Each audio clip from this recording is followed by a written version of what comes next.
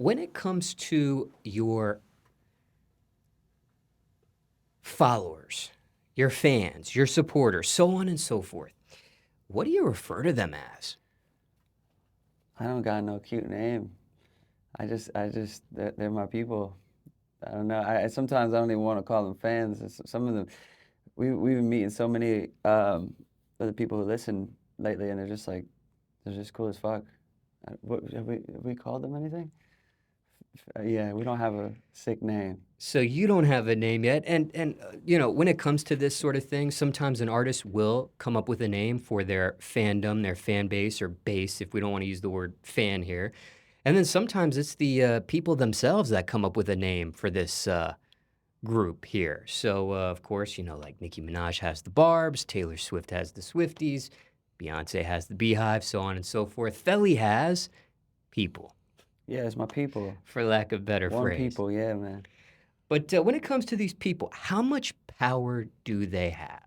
Your people here. A lot, a lot. Yeah. I s- Somebody wrote me a letter the other day, one of the fans, and she was like, "I hope you know you don't owe any of your fans anything."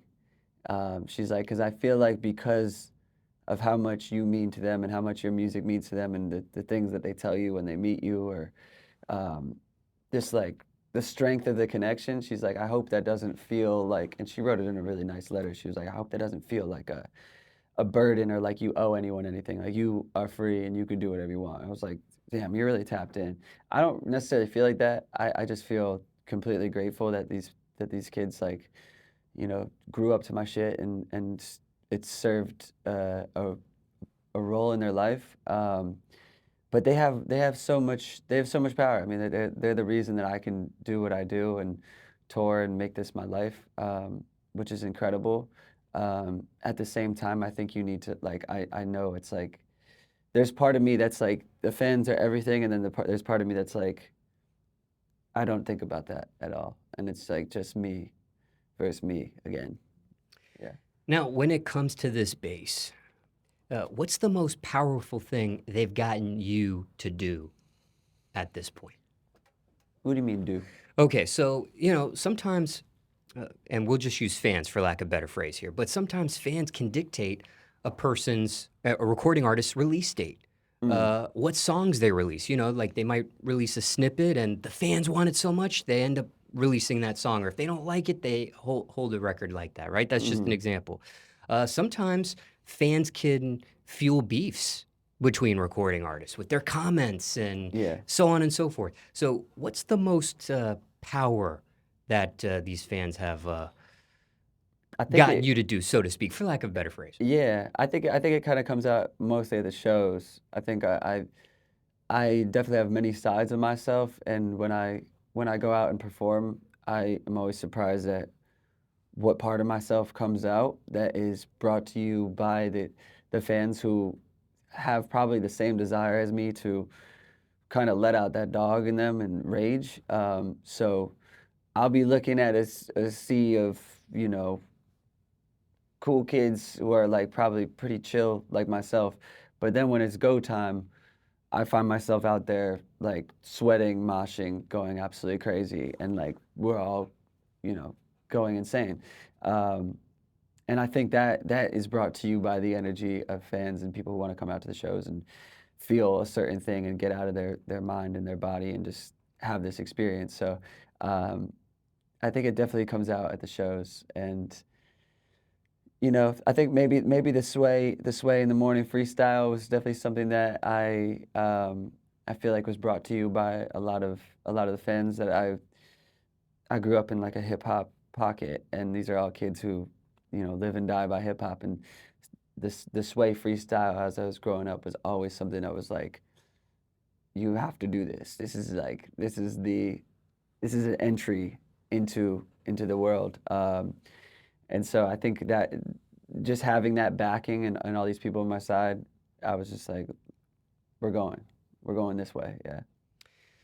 Now, what's been your favorite encounter so far with your people at this point? Dude, there's so many. There's so many that come to mind. there's people who everybody resonates with it for a different reason, and I've heard a lot of stories and things that have like shaken me.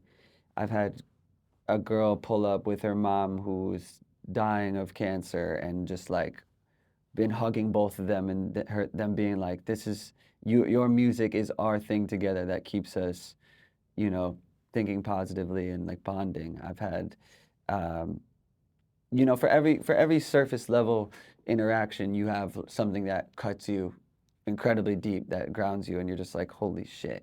Um, we just played the other night, and this I was sick of talking to people because I meet almost every fan after, and I was just after a show, and I was like, damn, we've done like 9 shows in 12 days. I'm fucking social battery is non-existent. And she was just like, I got to see Carlos Santana with my dad who was dying of cancer, and I told him that Heartstrings was my favorite song, and Carlos played them some licks on the guitar, and she was like, that was the last moment I was able to have with my dad.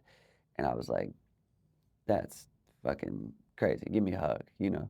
Um, so yeah, a lot of powerful stories that definitely can move you, and then a lot of fun ones, a lot of like stupid, silly ones, like which happen all the time too.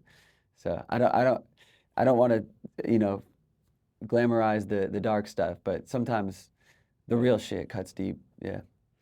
Now, in a moment you just shared there with the Carlos Santana example and things of that nature, very moving as you described it. Does stuff like that bring a tear to your eye right then and there with it? Because obviously we've all seen fans cry or sob or shed tears when they meet their favorite person. You know, like Michael Jackson, right? People would faint when they saw this person. But Hmm. from an artist perspective, have you ever been brought to shed a tear yourself, meeting a fan or going through a fan's I story and so on and so forth? I think like borderline. Like I think there's so much adrenaline and so many things you're feeling, but when a fan really hammers it home and it like says it a few times and stops you and like gets you present, so you're not just like, going through the motions, and they're like, no, I need to tell you how much this means to me, and you can really feel it, and it sometimes the sincerity connects to my sincerity and it hits me, and it just shatters everything. It's, at that point, you don't give a fuck about how tired you are or your social battery or anything. You're just like surrendered and just blown away. Yeah. So that's happened. I don't know if I'm there sobbing, but there's definitely it's definitely an emotional experience. Now, what's the best way for, again, lack of a better phrase here, because we don't have a name, but for one of your people to approach you? What are the rules, the etiquettes, the guide, the do's and don'ts before someone approaches you? There may be Um, some things you don't like, some things you're cool with. Every recording artist is different. Let's say you here, especially, someone could be watching this and have never met a celebrity before, and they just so happen to stumble upon you spontaneously, and they don't know how to conduct themselves. So this is maybe like some instructional information here for one of those. okay, for sure. Treat them like just a general human being. I think that approach, if you're treated from a different angle or the shit's weird, like it might be cool to the artist for like a second and be like, oh, like, and you pull up your phone, like it's like, sometimes that's nice. You're getting recognized. You're like, oh shit, my music's, touching people, and yeah, I'll take a picture with you. Cool. I think more so though, it's like don't be weird. Don't make them feel like an artist or someone you're looking at feel alienated. Um, there's just different ways to act, and I think if you kind of treat them like a thing or an entity too much, you lose all the humanity. And everyone in my squad just humbles me because they see me on such a human level, and they also recognize like the artistry level that comes with it too, and like the God mode of that, which is its own thing. But um, yeah, when people are just straight up genuine human beings, um, I think I appreciate that the most. And it's just be kind, know your energy coming in, don't be nervous. Um, you know, say what you have to say and let them go on their way. And assuming most people want a picture with someone like yourself, what's the best way to ask for that? I think it's just like a shake of the hand. Hey man, you mean a lot to me. Do you mind if I get a photo? Um, Not much to it. I mean, I'm not bombarded by photos. I mean, some nights I am, and I look back at some of those photos or like how I'm posing, and I'm like, that boy does not have a soul right now. Like he is just smiling. Like there's no one home in that. I think photos and that the energy of that are like, yeah, yeah, yeah, yeah. I'll take a photo. Blah, blah, blah. Sometimes you can lose what the fuck is actually going on because it's like, what are we doing? Um, but in general, from walking down the street, we're hanging out. Come say hi, man. Take a photo. I don't mind. Now, have there been any instances of you being in public and maybe doing something uh, a little more intimate? Not in the romantic sense, but like maybe you're at a restaurant in the middle of eating. Have you been stopped by someone to do something like a photo request, something of that nature? Um, you could be something intimate, again, not romantically speaking, but maybe with your significant other, and it's kind of like family time or private, or either members of your family, and somebody wants to stop you. And is like just curious how you deal with that. I Is think there's there been a couple moments like that, but I think like if it's family and shit, like I come from such a um like a normal family that if that happens, they're gassed on it. They're like, "That's so sick." Like they think it's awesome. I think I've been out on some dates before that I'm like that people have come up and said that, and like most people would think that's like a good look, but to me I'm like, I don't want to like, especially if you're in LA or just meeting with somebody, you're like, dude, I don't want to be that type of guy. Like, oh, ooh, people coming up to you. Like, it's like, you want to be treated like a human. Like, you hope the music goes crazy. You hope you're successful as fuck. You hope you're recognized for your art. But, yo, you want to be a human. I don't want to be stupid, stupid famous. I felt some feelings of that through the years, and I think I like the amount that I have because it's not OD. But I feel for people who are like just subjugated to, because you can whittle away like that, man. See so many people we love, like rock stars and people that we fuck with, just does something to you that's a little weird.